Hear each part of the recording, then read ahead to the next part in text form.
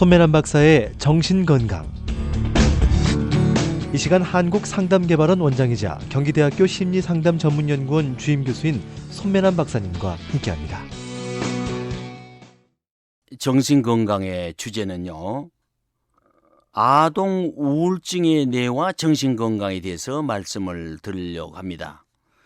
우리가 우울증 하면은요, 중년기에 많이 발생하는 것으로 보고되었으나 최근에 와서는요, 청소년기에 가장 많이 발생하고 또 아동기에도 우울증이 많이 발생함으로써 어린이들이 우울증으로 고통을 받고 있다고 하는 것입니다. 대체적으로 아동의 우울증은 약 한 3% 정도로 보고되고 있습니다. 우울증은요, 뇌의 병입니다. 특히 뇌의 변형계 이상이 나타납니다. 태어나서 우리가 10세 내지 11세가 되면 거의 뇌는요, 이 변형계는 완성이 되는데, 그러나 스트레스에는 대단히 민감합니다. 그래서 어릴 때 스트레스를 많이 받게 되면요, 스트레스 호르몬인 코르티솔의 수치가 높아지고요, 대뇌 변형계가 과잉 활성화 되는데 어린아이도 이 기전을 탈피할 수는 없습니다. 어린 아이들의 그 우울증 증상을 보면요, 일반적으로 아이들이 슬퍼 보이고요, 기분이 좋지 않아 보입니다. 또 사람들과 함께 노는 일에 흔하지 않고요, 일상생활을 활동하는데 흥미를 느끼지 않고요, 흥미 있었던 일에도 아무 관심이 없고요, 또 흥미도 없고 기운을 또 잃어버립니다. 즐거워해야 할 즐거움도 없고요, 힘이 거의 없고요, 짜증을 잘 내고 아침에 일어나기가 힘들어지고요, 그래서 아침에 일어날 때 또 짜증을 부립니다. 물론 잠을 잘 자지 못하고 피곤하거나 배나 머리, 허리가 아프다고 자주 불평을 하기도 합니다. 사랑받지 못하고 있다고 항의하기도 하고요, 위로와 사랑받기를 또 거절을 합니다. 그렇게 점점 더 공격적인 행동을 하는 것입니다. 그래서 어린이 우울증의 특징 중에 하나는요, 가면 우울증의 모습을 많이 보이게 되는 것입니다. 어린이 우울증의 특징 중 가장 중요한 것이 이 가면 우울증입니다. 흔히 다른 증상으로 가면되거나 숨겨져서 나타나기 때문에 부모나 상담자가 간접적인 증상을 잘 깨닫고 있어야 됩니다. 이런 간접 증상으로는요, 극도의 불안함을 보이고요, 손톱을 물어뜯거나 머리카락을 뽑거나 빙빙 돌리기도 하고요, 또 근육경련, 흥분, 불끈 화를 낸다든가, 또 침울하거나 뾰루뚱한 표정을 짓는다든가, 소심함을 보인다든가, 또 자해를 한다든가, 불순종을 한다든가, 그리고 파괴적인 행동을 한다든가, 과잉 행동을 하는 것들이 우울증이 나타날 때 가면으로 보인 아이들의 모습입니다. 아동 우울증의 원인으로서는요, 제일 큰 게 애정 결핍이라고 우리가 먼저 생각할 수가 있습니다. 어린이가 자기는 원치 않는 아이가 태어났다든가, 또 태어나지 말았어야 된다든가, 이런 생각을 하게 되는 경우, 또 가족의 일원으로 어울리지 않거나 또 느끼거나, 또 부모 교사의 기대에 도달하지 못한다고 느끼는데도 여러 가지 원인이 될 수가 있습니다.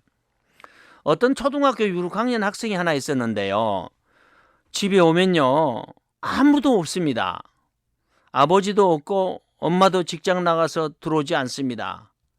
그런데 어느 날요, 이 아이가 가출을 했습니다. 그런데 아침에 일찍 들어왔습니다. 옆집에 아파트에 있는 친구 집에서 잤던 것입니다. 그럴 때 부모가 야단을 쳤습니다. 물론 가출했기 때문입니다. 집에 어떤 메모를 했다든가 누구 집에 있다든가 이렇게 했으면 괜찮을 텐데, 부모가 밤새내 이 아이를 찾았기 때문에 아침에 들어온 이 아이에게 폭행을 했습니다. 그때 아이가 하는 말이, 엄마, 나 강아지 하나 사주어, 그러더래요. 그래서 왜 강아지가 필요하냐 물었더니만 울면서 이 아이가 하는 말이, 내가 학교 갔다 오면은 엄마도 아빠도 아무도 없지 않아 하면서 울면서 강아지가 있으면 내가 강아지하고 놀 수가 있잖아. 그래서 강아지를 사주었습니다. 이것도요, 우울증의 한 예였습니다. 가면 우울증으로 나타났던 것입니다. 그래서 이 아이가요, 나중에 상담을 받고 치료가 돼서요, 이 아이가 초등학교 6학년 때는 아주 꼴등 정도의 수준이었는데요, 중학교 들어가면서요 1, 2등으로 바꿔졌다는 것입니다.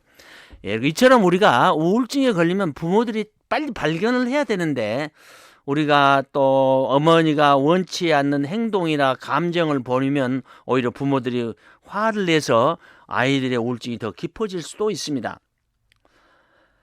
어떤 남자 어린이나 여자가 감정을 타인에게 일반화하는 것은 공통적인 증상입니다. 근본적으로 그는 부모의 사랑을 받지 못한다고 느끼며 관심도 이해도 얻지 못한다고 아이들이 그렇게 느끼고 있습니다. 어린이는요, 부모가 편안한 집을 제공해주고 아주 좋은 장난감을 사주면 된다고 생각하는데요, 그 사랑으로 대체할 수가 없습니다. 그래서 우리가 아이들에게 비싼 장난감보다도요, 그 아이들에게 사랑의 언어가 가장 중요한 것입니다. 가정생활에 대한 조사 결과요, 그 부모들은 아이만 집에 혼자 놔두고 집 밖에 보내는 시간이 더 많았다는 것입니다. 또 친구들과 어울려 나가 다니기를 좋아하는데 그때마다 그 아이는 다른 사람에게 이제 맡겨주고 부모하고 이렇게 함께 보내지 못했습니다.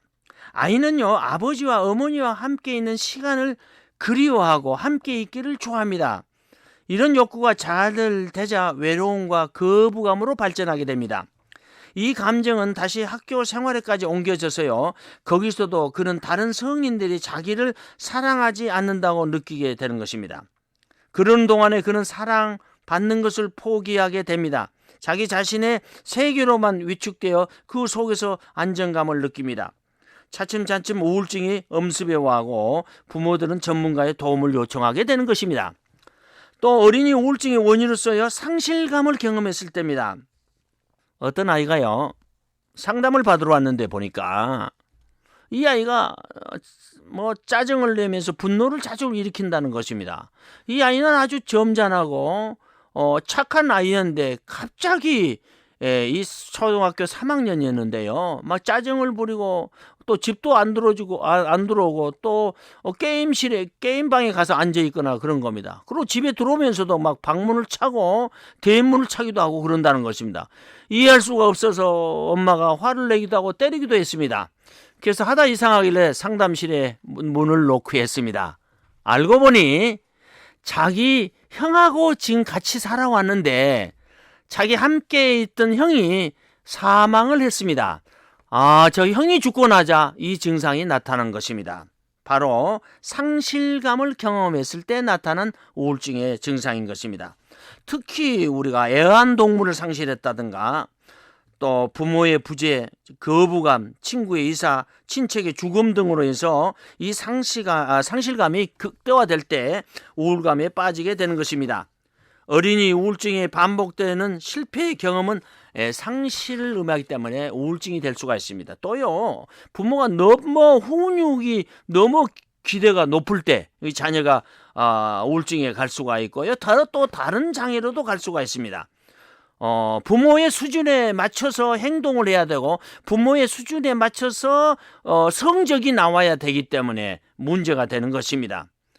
또 부모의 과도한 비판이나 비현실적인 목표를 아주 강요하기 때문에 또 우울증이 또 올 수가 있습니다. 또는요, 신체적인 요인으로서요, 신체적 질병이나 장애가 우울증의 주 요인이 될 수도 있습니다. 어떤 부모들은요, 분명히 아이가 우울증인데도 불구하고요, 너 날마다 상담 받을래? 이렇게 묻는 부모도 있습니다. 그럼 아이가 상담 받겠다고 말하겠습니까? 그냥 집에 와버립니다. 우리 상담을 할 때 아이를 통해서 정확한 증상을 발견하고요, 부모의 말을 참고로 하는 것이 좋습니다. 가정에서 가장 중요한 것은 사랑을 통해서 부모와 자녀 간의 신뢰 회복이 그 무엇보다도 중요한 때입니다. 감사합니다. 오늘도 좋은 하루가 되시기를 바랍니다. 지금까지 한국상담개발원 원장이자 경기대학교 심리상담전문연구원 주임교수인 손매란 박사님의 정신건강으로 함께했습니다. 이 시간 방송 들으시고 무료 상담을 받기 원하시는 분들은 서울 전화 884국에 7590번으로 연락하시기 바랍니다.